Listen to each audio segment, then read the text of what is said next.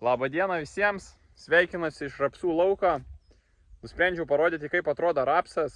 Šiandien yra rugpjūčio 13 diena ir pagaliau po gero mėnesio laiko sulaukėm lietaus. Tai ryte atsikėlus per visą naktį iškrito 20 mm lietaus. Šiaip dar rodė šiandien lietaus, bet nelabai ir gavom. Tai biški pakrapėjo, nieko ypatingo. Tai matysim, gal dar palis šeštadienį, bet jau vis tiek visai neblogas kiekis, 20 mm tikrai pagelbės. Būtent šis laukas yra sėtas rugpjūčio 13 dieną, tai dabar praėjęs kaip tik lygiai mėnesis, sėtas su Horsch Focus sėjamąja, atiduodant 200 kg MPK trašų 10-26-26. Dalis trašų buvo atiduodama per kaltus, per 2 gylius, o likusi trašų dalis, apie kažkas tai 50-70 kg, buvo atiduota kartu su sėkla per įsėjimo diską. Pagal mano mąstymą, trašas atiduodant kartu į vagutę, tai trašuose esantis azotas greičiau suardo šiaudus šitoj vietoj ir tiesiog rapsui būna lengviau augti, nes rapsas nemėgsta šiaudų. Rapsas dygo ganėtinai komplikuotai, vien dėl to, kad, kaip ir minėjau, turėjom labai mažai kritulių. Kažkas tai pas jos gavom tik apie 6 mm kritulių. Ir tai čia sunku pasakyti per 10 km spindulių, kiek tie laukai gavo. Bet buvo tikrai nedaug. Ryte kažkiek toks drėgmės matėsi, o jau po pietų vėl viskas dulkėjo. Tai manyčiau, kai tiek nedaug drėgmės rapsas sudyga ganėtinai neblogai. Žinoma, yra ant sunkesnių žemių, ant molių. Tai tas rapsas atrodė prasčiau. Bet šiai dienai, sakyčiau, visai neblogai atrodo. Ir dabar dar rugsėjo vidurys. Tai manyčiau, jisai sutolygės ir puikiai pasiruoš žiemai. Iš darbų, kurie buvo atlikti būtent šitam lauke, tai buvo važiuota iškart po sėjos renkami akmenis. Vien dėl to, kad dabar tokioj stadijai, kai rapsai yra, jau būtų sunku matyti akmenis. Ir iš purškimo tai buvo naudotas augimo reguliatorius, Pantera ir įdėtas insekticidas. Nes šiemet, gal dėl to, kad sausa ar kitos kažkokios geros sąlygos, labai didelę žalą, nors pas mane krašte darė rapsinis pjūklelis. Kalbant apie piktžolių kontrolę, tai šitame lauke joks herbicidas nebuvo naudojamas. Buvo priesėlis šiandien žeminiai miežiai, po kūlimo buvo iškart suskūsta, sudaigintos pabiros, tiek piktžolės, ir tada purškiama glifosatu 2 litrai į hektarą, 360 ir 100 litrų vandens. Tai ir vėliau po kokių 10-7 dienų buvo važiuojama susėjamąją. Ir šiai dienai piktžolių nėra, bus matyti, kaip vaizdas atrodys pavasarį, gal kažkuriuos laukos reikės persipurkšti. Šiuo metu rapsas turi 6 lapelius. Gal šiek tiek buvo pavėluota su augimo reguliatoriu, bet vien dėl to nenorėjau važiuoti labai anksti, kad buvo ant molio, ten matosi toli. Rapsas silpnas, dar neseniai išdygęs ir nenorėjau stresuoti, vieni jau turėjo 3-4 lapelius, o kiti buvo ką tik išdygę. Tai kelias dienas luktelėjau, pravažiavau, gal reikėjo keliom dienom anksčiau važiuoti, na bet yra kaip yra. Dabar sekantis darbai tai laukia antras augimo reguliatorius, mikroelementinių trašų atidavimas ir boras. Tai šitą darbą planuoju atlikti savaitės bėgyje. Šiaip augimo kugelis nėra labai pabėgęs, matosi rapso lapai spaudžiasi prie žemės, tai manyčiau viskas čia tvarkoj. Gaus antrą augimo reguliatorių ir viskas bus super. Šiais metais auginamas 4 žieminių rapsų veislės, tai Eksburis, Triatlonas, Janušas ir Mersas. Mersas auginamas vien dėl to, kad Mersas yra Afrikai Mersas, o kitas, šiaip mano galva neblogas veislės. Atvažiavau į kitą lauką, kur buvo sėta tiesiai po kvietrugių. Realiai buvo tik pravažiuotos technologinės vėžės, nes šiek tiek buvo vėžės pasiminusios, tai su lėkštėm prasivažiavom vėžės ir aplink lauką, kad fokusą mažiau kištų siejant galų lūkės. Tai čia vaizdas atrodo šitaip. sėta buvo būtent šitam lauke vienas maišas į 4 su biškelį hektaro. Tai manyčiau, tas sudigumas ir dabar tankumas visai geras. Iš pradžių galvojau, gal biškį per retai pasėjau, bet iš tikro rapsas mėgsta tą laisvumą, jisai geriau šakojasi, tai reikia tikėtis iki pavasario išliks tiek augalų ir viskas čia bus super. Ką pastebėjau šiemet, tai ten, kur sėjau tiesiai į ražieną po kombaino, sudygo šiek tiek tolygiau, vien dėl to, kad žemėje buvo drėgmės, nes su skutimu vis tiek ta drėgmė pabėgo, o kur buvo sėta tiesiai, tai sudygo geriau. Žinoma, reikėjo realiai iškart po sėjimo ten po savaitės važiuoti vieną kartą su graminicidu. Ir čia va, šitas laukas yra nupurkštas su belkaras su metazamiksu. Nebuvo naudotas dirvinis vien dėl to, kad vienas iš to drėgmės nebuvo, o kitas šiaudų kiekis didelis.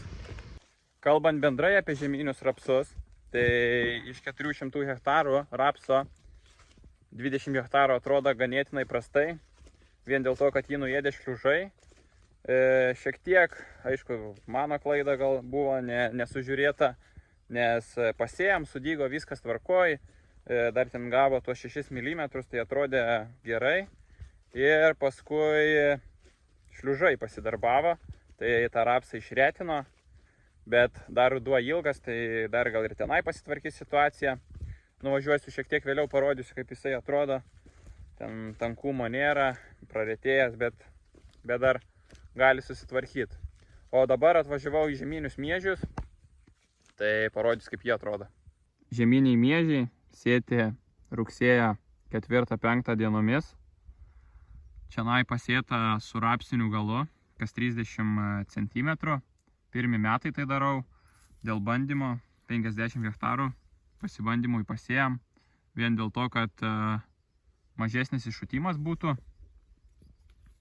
Ir žiūrėsim, kaip atrodys jie, kaip išsikrumės.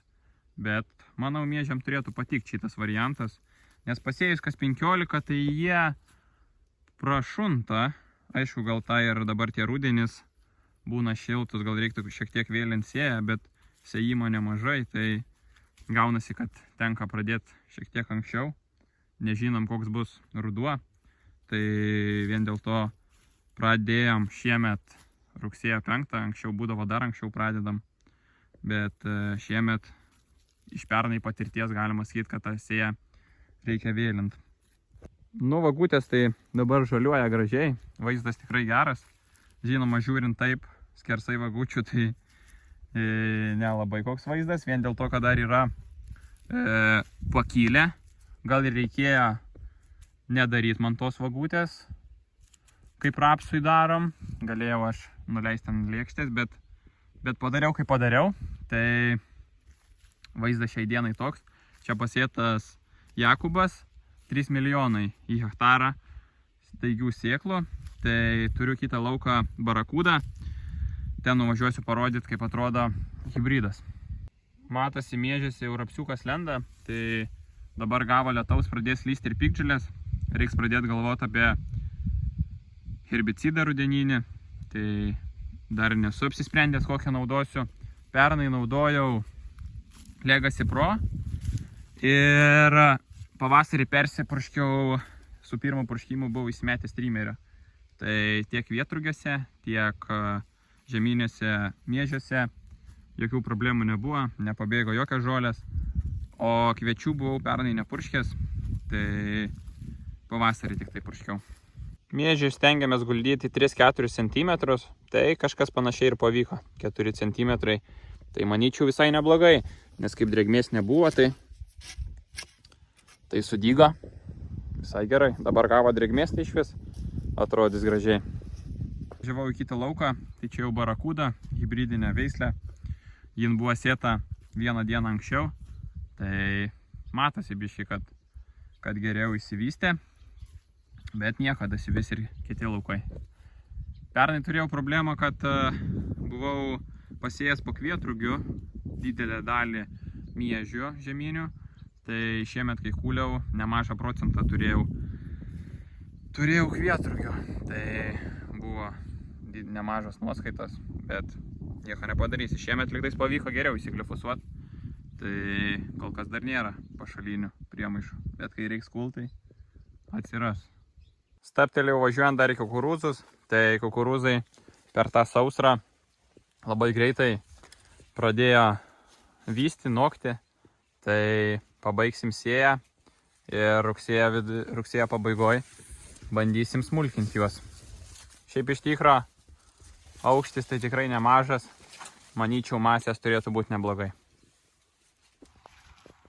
Nu, o dabar atlėkiu, kur šiek tiek prastesnė situacija. Tai pagrūžas, aplinkui lauką, viskas tvarkoj. O va čia turim tokią problemėlę. Žinoma, čia yra daug ir pjūklelė pasidarbuota. Bet didžioji dalis tai čia buvo suvalgyta šliužų.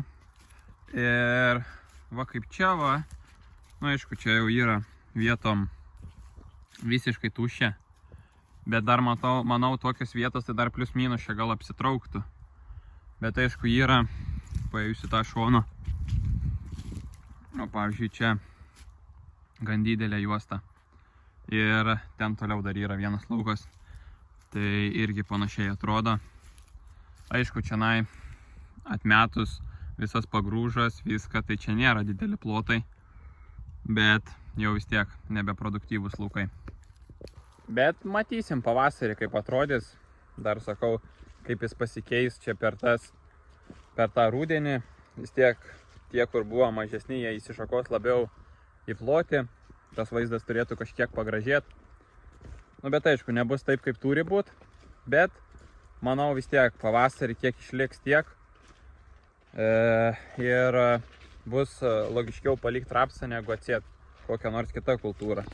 Turbūt visiems labai įdomu, kaipgi tie grikiai mano auga. Antra kultūra, pasėta po žeminių miežių. Tai dar bičių garsas girdisi. Bet jau yra, matosi grūdų suformuotų. Nu tai ką, žinau, bus matyti, kaip čia susiformuos iš šitų žiedynų grūdai. Bet manau, kokie 300 kg turėtų nuskult spalio vidury. Žiūrėsim. Šiaip iš tikro žydėja tai labai gražiai. Ūgis nėra labai aukštas. Man iki juosmens. Turiu pastebėjimą, kad grikiai išvalo lauką, tai labai gerai. Nu va, yra rapsas matosi, bet ta prasme čia po žeminių miežių ir žeminių miežių atrodo nė vienos pabiros nėra. Tai atpalaiduoja plus fosforą.